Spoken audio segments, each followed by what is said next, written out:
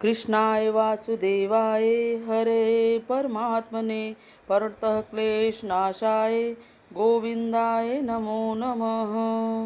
राधे राधे भक्तों, आज सभी का दिन शुभ मंगलमय हो। प्रिय भक्तजनों, आज 7 अक्टूबर 2025 दिन मंगलवार से शुरू हो रहा है पवित्र कार्तिक मास, भगवान श्री विष्णु का अत्यंत प्रिय मास, जिसे दामोदर मास भी कहते हैं। और हमारे चैनल पर इस पूरे मास में आप प्रतिदिन कार्तिक मास के महात्म्य और पवित्र कथाओं को सुन सकेंगे। और हमारी शुभकामना है यह कार्तिक मास आप सभी के जीवन में अपार सुख, शांति, समृद्धि, धन और लेकर आए। आइए आज की कथा से पहले हम सभी मिलकर प्रार्थना करें कि हे नंदलाल, हे मुरलीधर, हे श्री कृष्ण, हे प्रेम स्वरूप भगवान, आपकी कृपा से ही कार्तिक मास प्रारंभ हुआ है। हम सभी के जीवन में भक्ति का दीप आप प्रज्वलित करें, हमारे मन को पाप, मोह, अज्ञान से मुक्त करें। तुलसी माता, हम आपके चरणों में नमन करते हैं, आपके चरणों में हम शीश झुकाते हैं। जैसे आपकी पवित्र सुगंध वातावरण को शुद्ध करती है, वैसे ही हमारे हृदयों को भी भक्ति और प्रेम से भर दीजिए। हम सबकी मनोकामनाएं पूर्ण हो और हर घर में श्री हरि का वास हो, और यह कार्तिक मास सुख, शांति और मंगल संदेश लेकर आए। सभी प्रेम से बोलिए श्री कृष्ण भगवान की जय, माता रानी तुलसी की जय। आज की कथाओं का शुभारंभ करेंगे भगवान श्री गणेश जी की कथा से। एक बार बोले श्री गणेश जी महाराज की जय। एक बार गणेश भगवान बाल रूप में चुटकी भर चावल और चम्मच में दूध लेकर पृथ्वी लोक में घूम रहे थे। वे सभी को अपनी खीर बनाने को कहते जा रहे थे, पर सभी लोगों ने उनकी बात को अनदेखा कर दिया। इसी दौरान एक गरीब बुढ़िया ने उनकी खीर बनाना स्वीकार करके एक भगोला चूल्हे पर चढ़ा दिया। इस पर गणेश जी ने घर का सबसे बड़ा बर्तन चूल्हे पर चढ़ाने को कहा। बुढ़िया ने बाल लीला समझते हुए घर का सबसे बड़ा भगोना उस पर चढ़ा दिया। कुछ ही देर में एक चमत्कार हुआ। गणेश जी के दिए चावल और दूध बढ़ गए और पूरा भगोना उसमें भर गया। इसी के बीच गणेश जी नहाने के बाद खीर खाने की बात कहते हुए वहाँ से चले गए। उनके जाते ही पीछे से बुढ़िया के पोते पोती आए तो भूख लगने पर बुढ़िया ने उन्हें वह खीर खिला दी, और खीर बनते देख रही पड़ोसन को भी बुढ़िया ने कटोरा भर के खीर दे दी। बेटी की बहू ने चुपके से एक कटोरा खीर खाने के साथ एक कटोरा खीर छिपा दी। इसके बाद भूख लगी तो बुढ़िया ने भी खाने के लिए खीर हाथ में ले ली और बोली, आज आजा रे गणेश, खीर खा ले। तभी गणेश जी का वहाँ पहुँच गए और बोले कि मैंने तो खीर पहले ही खा ली थी। तब बुढ़िया ने पूछा कि कब खाई? तो कहने लगे, जब तेरे पोते पोती, पड़ोसन और बहू ने खाई तभी मेरा पेट भर गया। इसके बाद जब बुढ़िया ने बाकी बची खीर के उपयोग के बारे में पूछा तो गणेश जी ने उसे नगर में बांटने को कहा। तब बुढ़िया ने खीर बांटी तो राजा को भी इसका पता लग गया। इस पर उसने बुढ़िया को अपने दरबार में बुला लिया और सारा हाल जानकर उससे बुढ़िया की खीर का भगोना अपने पास मंगा लिया। पर राजा के महल में जैसे ही वो पहुंचा, उसमें कीड़े मकोड़े और जहरीले जानवर गिर गए। यह देखकर राजा ने वह बर्तन वापस बुढ़िया को दे दिया और उसके घर ले जाते ही वापस वह पहले जैसा हो गया।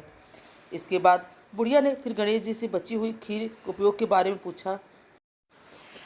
पूछा तो उन्होंने कहा, झोपड़ी के एक कोने में गाड़ देने को कहा। ऐसा ही करके बुढ़िया रात को सो गई और गणेश जी उस झोपड़ी को लात मारते हुए अंतर ध्यान हो गए। अगले दिन जब बुढ़िया उठी तो उसे अपनी झोपड़ी महल में बदली हुई और खीर के बर्तन सोने जवाहरातों से भरे मिले।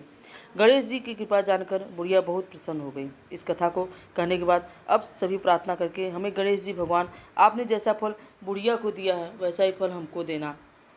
बोले गणेश जी महाराज की जय।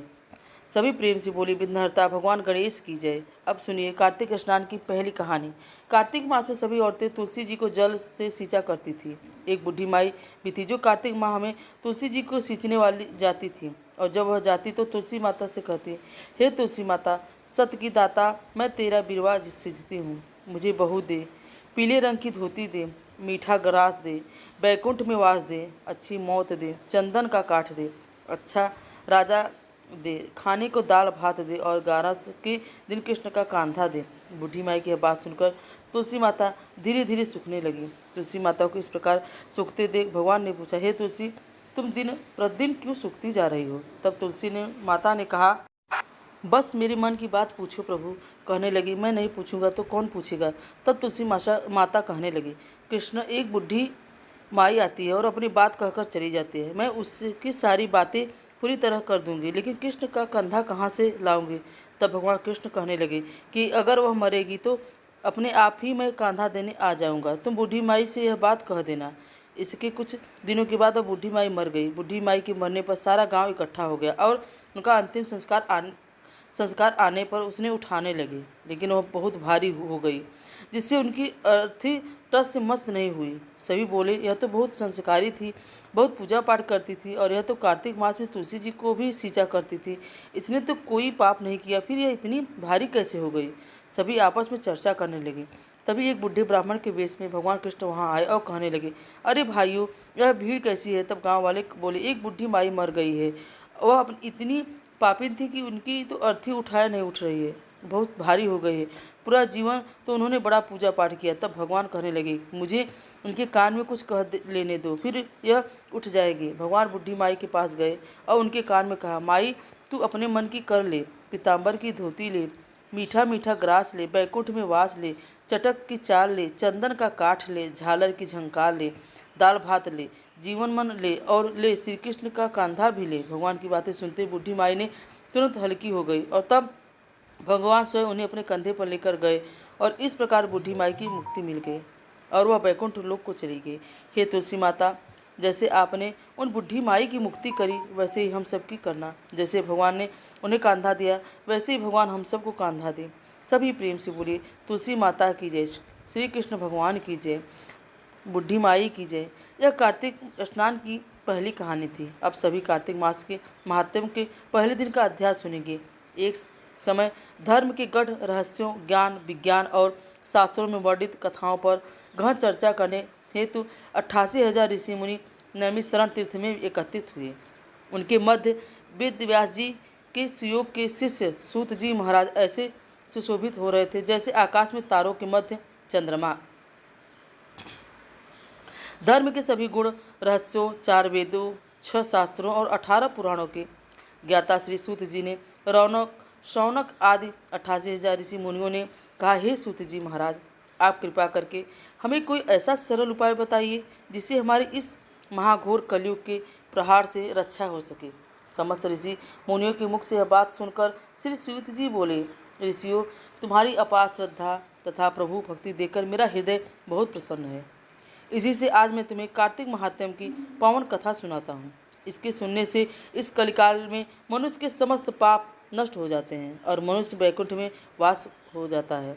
तो आप सभी सावधान होकर सुनिए। एक समय ऐसे सभी जीवों का भला चाहने वाली श्री ब्रह्मा जी के पुत्र श्री नारद मुनि ब्रह्मलोक में पहुंचकर जगत रचयिता श्री ब्रह्मा जी को नतमस्तक प्रणाम करके विनम्र भाव से पूछने लगे, जगत पिता, कृपा करके आप कोई ऐसा धर्म उपदेश सुनाने की कृपा करें जो कि कलिकाल में सब पापों को नष्ट करके मोक्ष देने वाला हो।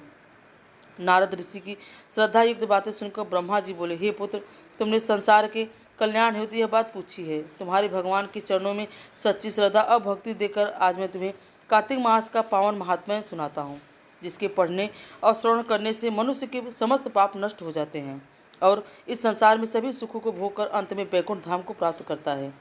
यह कार्तिक मास भगवान को अत्यंत प्रिय है। कार्तिक मास में किया हुआ व्रत, दान, नियम, संयम, पूजा पाठ, कथा श्रवण और भगवान के नाम का जप कीर्तन अत्यधिक फल प्रदान करते हैं। कार्तिक मास में भगवान का गुणानुवाद सभी प्रकार के फलदायी होता है। इस मास में भगवान के प्रति किया गया प्रत्येक धार्मिक कृत्य सबसे बढ़कर फल देता है। इससे बढ़कर कोई तप और यश नहीं है। तुमने संसार की भलाई के लिए यह उत्तम प्रश्न किया है, सो मैं कार्तिक मास के रहस्य की पुण्यदायिनी कथा कहता हूँ। अब तुम सब श्रद्धा और युक्त में सावधान होकर सुनो। कार्तिक स्नान करने वाले मनुष्य को प्रातःकाल ब्रह्म मुहूर्त में उठकर शौच आदि से नियुक्त होकर 12 अंगुल लंबी सुगंध युक्त वृक्ष का दातुन करना चाहिए। परंतु याद रहे कि श्राद्ध, सूर्य अथवा चंद्र ग्रहण और एकाग्र अमावस्या, छठी, नवमी, एकादशी, रविवार को दातुन नहीं करनी चाहिए। जिस दिन दातुन ना करनी हो उस दिन पानी से 12 बार कुल्ला करके मुंह को खूब साफ कर लेना चाहिए। जब 2 घड़ी रात्रि शेष रहे तब काले तिल, चंदन, चावल, पुष्प और कुशा लेकर तालाब, कुंड, नदी, संगम अथवा किसी भी तीर्थ स्थान पर जाएं। वहाँ हाथ जोड़कर प्रार्थना करें कि हे भगवान, आप एवं श्री लक्ष्मी जी को प्रसन्न करने के लिए मैं समस्त कार्तिक मास में स्नान करूँगा या करूँगी। इस प्रकार प्रतिज्ञा करके श्री गंगा जी, श्री शिव जी और सूर्यदेव और विष्णु भगवान का ध्यान करके नाभि पर्यंत जल में प्रवेश करके अच्छी तरह से स्नान करें और फिर जल से बाहर निकलकर देवता, ऋषि और पितरों का तर्पण करें। स्नान करके भेड़ बकरी की धूल से बचना चाहिए तथा छींक, थूक, कुत्ता, कौवा, ऊँट, उल्लू आदि से भी बचना चाहिए। यदि भूलवश इनमें से किसी का स्पर्श हो जाए तो पुनः स्नान करना चाहिए। मिथ्यावादी और नीच प्रकृति वाले मनुष्य से वार्तालाप नहीं करना चाहिए। इसके बाद विधि विधान से आप भगवान का पूजन करें, भगवान को अर्घ्य दें, प्रार्थना करें कि हे तुलसी माता, हे सूर्य भगवान, हे गजानंदनम, हे विष्णु भगवान, हे राधा रानी, हे भगवान इस अर्घ्य को ग्रहण कीजिए। इस प्रकार प्रार्थना करके पहले आवाहन, फिर पाग अर्घ्य, आचमन, स्नान, वस्त्र, चंदन, अक्षत, पुष्प, धूप, दीप, नैवेद्य, तांबुल, पुंगी फल, दक्षिणा, नमस्कार या 16 चीज़ें मूर्ति को अर्पण करके तुलसी जी की मंजरी के से भगवान की पूजा आराधना करनी चाहिए। श्री ब्रह्मा जी बोले, हे पुत्र, जो व्यक्ति तुलसी की मंजरी सहित भगवान शालिग्राम का एक वृद्ध चरणामृत पान करता है वह ब्रह्म हत्या जैसे बड़े बड़े पापों से मुक्त होकर वैकुंठ को प्राप्त करता है। इनमें कोई संदेह नहीं। जो भगवान शालिग्राम की प्रतिमा के आगे अपने पितरों का श्राद्ध करता है उसके पितरों को तत्काल वैकुंठ प्राप्त हो जाता है। जो भगवान श्री शालिग्राम की मूर्ति दान करता है उसे समस्त पृथ्वी के दान का फल प्राप्त होता है। जो भगवान शालिग्राम की प्रतिमा को बेचता है वह महान कष्ट भोगता है, इसलिए श्री शालिग्राम की मूर्ति को बेचना नहीं चाहिए। श्री विष्णु जी भगवान पूजन शंख के जल से करना चाहिए। शिव जी का पूजन बिल पत्रों से, सूर्य का तुलसी से और श्री गणेश जी का पूजन धतूरे के फूलों से, श्री विष्णु जी का पूजन कमल के पुष्पों से तथा श्री महालक्ष्मी जी का पूजन मालती अथवा चंपा के फूलों से करके प्राणी परम पद को पाता है। परंतु जो भगवान को परम तुलसी से भगवान शालिग्राम की पूजा करता है उसकी महिमा का तो वर्णन कोई भी नहीं कर सकता। इस प्रकार पूजा करने वाला भक्त जन्म मरण के अपार कष्ट से मुक्त हो जाता है। जिसकी मृत्यु तुलसी माला धारण किए हुई होती है वह जीव बिना किसी रोक टोक के सीधा वैकुंठ धाम को जाता है। जो तुलसी की छाया में अपने पितरों का श्राद्ध करता है उसकी पितरों की अक्षत तृप्ति हो जाती है। तुलसी का सिंचन गंगा, यमुना तथा नर्मदा में स्नान के समान होता है। तुलसी का वृक्ष उगाने और सिंचने तथा नित्य स्पर्श करने से मनुष्य के मनसा, वाचा और कर्मणा तीनों प्रकार के पाप नष्ट हो जाते हैं। कार्तिक मास में व्रत करने वाला तुलसी जी का शांत चित्त से पूजन, प्रदक्षिणा, नमस्कार करके हाथ जोड़कर प्रार्थना करें कि हे हरि, परम प्रिय देवताओं ने तुम्हें बनाया और मुनीश्वरों ने तुम्हारा पूजन किया। मैं भी नतमस्तक होकर आपके चरणों में गिरती हूँ। जो प्राणी आंवले के पत्तों और पुष्पों से भगवान का पूजन करता है अथवा आंवले के वृक्ष के नीचे बैठकर भगवान का पूजन करता है उसके स्वर्ण के फलों और फूलों से पूजा करने का पुण्य फल प्राप्त होता है। जो मनुष्य द्वादशी को तुलसी तथा आंवले के पत्तों को तोड़ता है वह घोर नरक भोगता है। प्रत्येक मनुष्य को चाहिए कि कार्तिक मास में आंवले के फल, तुलसी और गोपी चंदन की माला धारण करे। ऐसा करने से वह आवागमन के चक्र से मुक्त हो जाता है। कार्तिक मास में स्नान और व्रत करने वाले मनुष्य को चाहिए कि वह ब्राह्मणों को भोजन कराने के बाद चंदन, पुष्प, पान तथा दक्षिणा देकर संतुष्ट करें। संपूर्ण कार्तिक मास में पृथ्वी पर स्नान करने, ब्रह्मचर्य का पालन करने, पत्तल में भोजन करने और मौन व्रत से प्राणी परम धीर, वीर, गंभीर और कीर्तिमान होता है। जो मनुष्य एक समय आंवले के वृक्ष के नीचे पूर्ण कार्तिक मास भोजन करता है उसके 1 वर्ष के समस्त पाप नष्ट हो जाते हैं। व्रत करने वाले सहर, कांजी, दाल, तेल, कंजा भोजन, दूसरे का अन्न तथा कोई भी तामसिक या बुरे नामों वाला भोजन नहीं करना चाहिए। रविवार को आंवला खाना भी वर्जित है। देव, गौ, वेद तथा दूसरों की निंदा भी नहीं करनी चाहिए। अंडे, मांस इत्यादि का सेवन का ध्यान भी नहीं करना चाहिए। मिट्टी में उत्पन्न हुआ नमक, मंसूर, पासी भोजन, तांबे के पात्र में डाला हुआ दूध इत्यादि ये सब मांस के ही समान माने जाते हैं, अतः इसका प्रयोग भी नहीं करना चाहिए। केवल स्वयं अपने लिए बनाया गया भोजन भी मांस के समान होता है, अतः किसी दूसरे को खिलाने के बाद ही स्वयं भोजन करें। लहसुन, प्याज, फूल गोभी, गाजर, जंगली घींघा, बैंगन, पेठा तथा दोबारा पकाया भोजन व्रत में नहीं खाना चाहिए। रजस्वला स्त्री, म्लेच्छ, पतित तथा पाखंडी आदि से भूलकर भी बात नहीं करनी चाहिए। एकम को पेठा, दूज को बैगन, तीज को गोभी फूल और चौथ को मूली, पंचम को बेल फल और छठ को कलिंदा, सप्तमी को आंवला, अष्टमी को नारियल और नवमी को जंगली घिया, दशमी को परमल, एकादशी को बेर, द्वादशी को मंसूर, त्रयोदशी को पान, चतुर्दशी को अमावस्या तथा पूर्णमासी को किसी भी फली का साग भूल कर भी नहीं खाना चाहिए। हरे कृष्णा। कार्तिक मास महात्म्य का पहला अध्याय आज पूर्ण हुआ। इसके आगे का वृत्तांत आप सभी कल के अध्याय में जरूर सुनिएगा।